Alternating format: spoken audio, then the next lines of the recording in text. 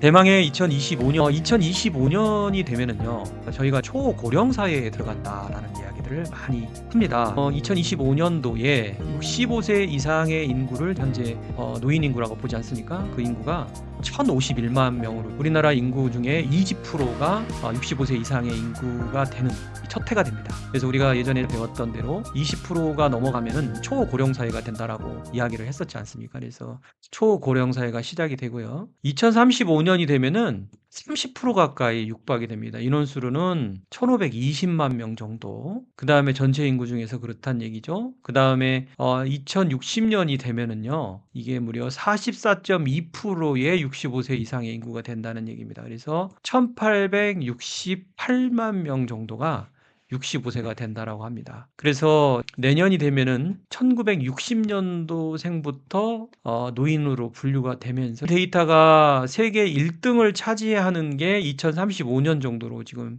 예정이 되어 있습니다. 노후 준비만 되어 있다 그러면 크게 문제는 되지는 않을 텐데요. 이런 은퇴 연령층들의 노후 준비 상태는 어떨까요? 우리가 이 상대적 빈곤율로 이렇게 표현을 합니다. 그러니까 상대적 빈곤율이라는 것은 밑에 제가 하단에도 좀 표현을 해놨습니다. 중위소득이 50% 이하를 기준으로 해서 상대적 빈곤율을 측정을 하거든요.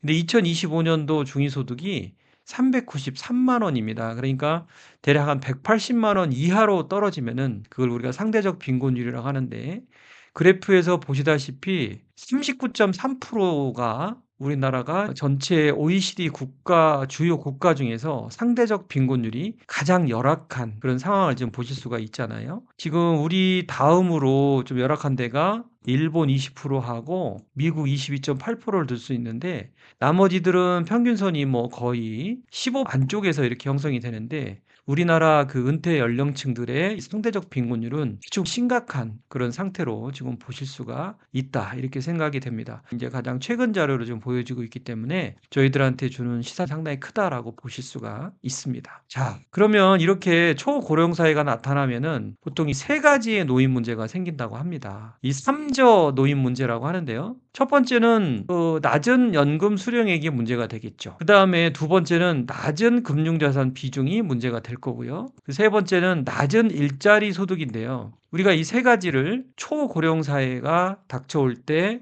받을 수 있는 삼저 노인 문제라고 하는데, 오늘은 이 노인 문제 세 가지에 대한 또 해결책이라든지 아니면 생각을 조금 가다듬으면서 우리의 노후를 좀 한번 들여다볼 수 있는 그런 귀중한 시간이 되셨으면 좋겠다, 이런 생각을 해봅니다. 먼저 초고령 사회의 삼저 노인 탈출법인데요. 보시다시피 제가 지난번 영상에도 올렸습니다. 우리나라의 연금을 받을 수 있는 11개 종류의 연금의 총합이라는 게 있습니다. 여기에는 기초, 국민, 직역, 그 다음에 퇴직연금, 개인연금, 주택연금, 농지연금까지 연금이라고 되어 있는 것은 총 망라해서 봤을 때 얼마 정도를 우리나라 65세 이상 분들이 받고 계시냐면요, 65만 원을 받고 계시다는 거예요. 65만 원. 그러니까 국민연금을 포함해서 모든 연금 11개 연금의 종류의 총합이 65만 원이니까 100만 원도 안 되는 이 연금 액수가 일단은 문제겠죠. 그러면 이 문제가 되는 연금 액수를 올리기 위해서 우리가 제일 먼저 해야 될 부분은 뭐냐면, 국민연금이 기본 중에 기본이지 않겠습니까? 그래서 국민연금을 일단은 많이 받으셔야 돼요. 여기서 일단 국민연금을 100만 원 정도는 받으셔야 나머지가 플러스가 될 거 아니겠습니까? 그래서 여기에 지금 100만 원 정도 받으시려고 그러면은 가입 기간을 한 20년 정도를 유지를 하셔야 됩니다. 그래서 가입 기간 20년이 안 되시기 때문에 100만 원이 안 되시는 경우들이 대부분이시거든요. 그래서 유지 기간을 20년을 맞춰 주셨을 때 월 한 108만 원 정도의 연금이 나갈 수가 있는 상황이기 때문에 이 부분을 명확하게 좀 해주실 필요가 있고요. 그 다음에 이 지금 세 가지 제도, 제가 말씀드린 대로 이 세 가지 제도가 있어요. 반환 일시금, 한꺼번에 연금 받았을 때 그거를 이자까지 해서 내는 방법. 두 번째는 추후에 구멍이 뚫린 기간 동안을 내시는 방법. 세 번째는 60세가 됐음에도 불구하고 지속적으로 내가 연금 탈 때까지 내야 되겠다는 이미 계속 가입제도, 이 세 가지를 좀 적극적으로 활용하셔서 20년 이상은 채우셔서 100만 원 이상의 연금을 기본 베이스로 깔고 가셔야 되지, 이 11종의 연금 총합이 65만 원이라는 것은 현재 상태에서는 굉장히 열악한 그런 상황으로 보실 수가 있겠습니다. 두 번째 3조 노인 탈출법의 두 번째 항목은 퇴직연금의 수령액을 올리는 겁니다. 지금 여러분 보시는 바와 퇴직연금의 주요국의 10년 평균 수익률을 지금 보여드리고 있는데요. 지난 10년 동안의 미래에셋 투자와 연금센터에서 보니까요. 미국이라는 나라는 지금 7.79%가 나왔잖아. 연환산이. 그다음에 호주는 6.7, 우리 가까운 일본도 4.1% 정도의 수익률이 나오는데 반해서 우리 한국 같은 경우는 2.07%밖에 안 된다는 거예요. 그리고 이 금액이 열악하다 보니까 퇴직금을 받을 마음도 없고 금액이 얼마 안 되다 보니까 일시금으로 타버린 경우가 많을 수밖에 없다는 겁니다. 명심하셔야 될 것은요. 여러분 투자는 이 생존입니다. 무슨 얘기냐면 은퇴 이후에도 끊임없이 연금을 받아가시기 위해서는 퇴직연금에 대한 투자 스킬을 정확하게 학습을 하셔가지고 투자를 지속적으로 하셔야 물가 상승률 이상을 따라가실 수가 있다는 걸 명심하시길 바랍니다. 매월 50만 원씩 만약에 30년 동안 퇴직연금을 적립을 한 분이 있다고 보면요. 미국에 있는 근로자는 7.79%의 수익률에 의해서 7억 2천만 원 정도가 만들어진단 말이야. 그런데 원금 보장이 나는 좋아 이렇게 얘기하시면서 원금 보장에 포커스를 두신 분들은 2.07로 했을 때는 2억 5천 정도밖에 안 된다는 얘기입니다. 결국에는 투자가 손실이 두렵기 때문에 원금 보장형 상품에 우리나라 분들이 거의 90% 이렇게 가입을 하고 있다는 것은 굉장히 안타깝다. 그래서 투자는 위험한 거 아니야? 이렇게 말씀을 하시지만요. 가장 중요한 것은 기간이 길면 길수록 리스크는 해지되는 부분이 있기 때문에 젊었을 때부터 적립식으로 꾸준히 장기 투자를 하신다 그러면 위험을 많이 없앨 수 있는 그런 상황이 되지 않을까 이렇게 생각합니다. 초고령 사회의 3조 노인 탈출법 세 번째 방법은요. 부동산 비중을 줄이는 겁니다. 우리나라 분들이 가장 심각한 부분이 주요국 가계 순자산 대비해서 비금융 자산의 비중을 한번 볼까요? 그러니까는 부동산 같은 거 포함해서 금융자산 말고요. 여기 2023년 말 기준에서 우리나라는 무려 77.1%가 부동산 같은 데에 보유를 하고 있다는 얘기예요. 독일은 70%, 프랑스는 67%, 영국은 62%, 일본하고 미국은 40%, 37% 정도예요. 특히 선진국이라고 할 수 있는 일본과 미국 같은 경우에는 50%가 안 된다는 얘기예요. 그래서 결국에는 우리가 은퇴가 임박해져 있을수록 비금융 자산, 부동산에 대한 비중을 줄이고 연금을 어떻게 수령해 나갈 수 있는가에 대한 고민을 하시는 것이 굉장히 중요한 부분이 되실 수가 있는데요.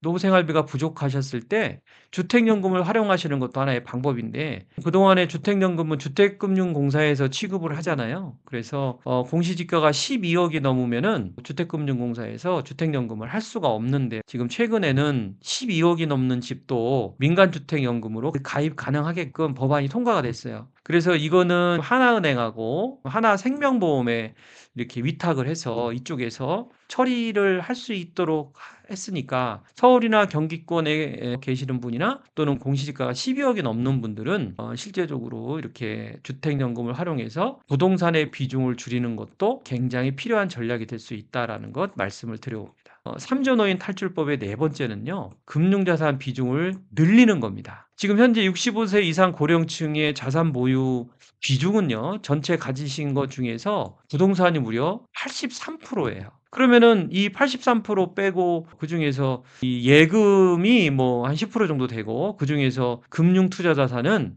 1%도 안 된다는 얘기입니다. 결국에는 65세 이상 현재 되신 분들은 지금 뭐 젊은 분들이 이렇게 많이 가입들 하고 계시는 은퇴형 필수 상품을 가입한 지가 얼마 안 됐거나 모르고 그냥 오셨을 확률이 대단히 높아요. 그래서 은퇴를 좀 남겨놓으신 분들 같은 경우에는 금융자산을 좀 모아 가실 때 은퇴형 필수 자금인 첫 번째는 연금저축이 있을 수 있겠죠. 연에 600만 원까지. 그 다음에 IRP 추가적으로 한 300만 원까지. 그 다음에 여력이 있다 그러면 이 ISA에 연 2천만 원씩 넣고 3년 있다가 또 이런 연금 계좌 같은 데다가 다시 또 이렇게 넣으심으로 해서 3년마다 ISA를 풍차 돌리기를 하실 수가 있습니다. 그래서 금융자산에 대한 비중을 넓히면 넓힐수록 그런 연금 자산은 늘어날 수밖에 없지 않을까 이렇게 생각하면서 부동산에 대한 비중을 줄이고 금융자산의 비중을 세액공제형 상품으로 늘려보자라는 것이 삼조 노인의 탈출법 마지막은요. 11개의 연금 65만 원이라고 우리가 앞에서도 봤지만 굉장히 열악하기 때문에 이 일을 할 수밖에 없어요. 그래서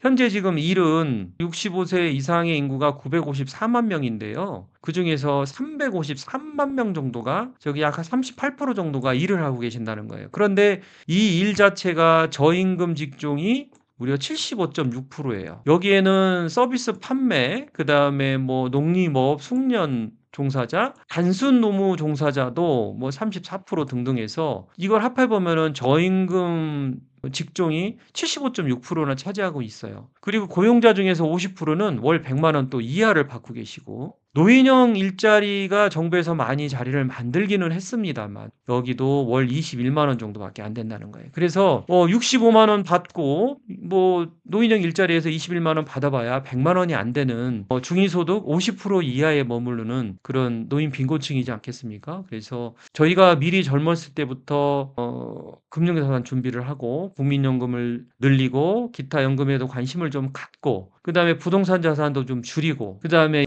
연금 세액공제 상품도 늘리면서 이렇게 일을 할 수 있으면 일 자체가 생계형 일자리가 아닌 여가형 일자리가 되지 않겠냐라는 겁니다. 자, 마지막으로 정리합니다. 우리는 삼전노인이 누구나 되고 싶지는 않잖아요. 그래서 가장 첫 번째로 국민연금 수령액 늘리는 거에 고민을 하시고 신경을 쓰십시오. 두 번째는 퇴직연금 수령액을 올리기 위해서 투자 상품에 고민을 하셔야 될 필요가 있고요. 세 번째는 부동산의 비중을 현재 좀 줄이고 주택도 연금을 통해서 이렇게 연금화하는 전략을 좀 써볼 필요가 있다. 그 다음에 우리가 금융자산을 높이기 위해서 연금저축이나 IRP, 그 다음에 ISA 같은 상품들을 세액공제 상품을 적극적으로 이용을 하고요. 그 다음에 다섯 번째로 그렇게 하다 보면은요, 이 생계형 일자리가 여가형 일자리로 만들어지면서 효과적이 되지 않을까 생각합니다. 구독자 여러분, 풍요로운 노후는요, 결국에는 나 열심히 잘 살 거야. 풍요로운 노후는 뭐 내가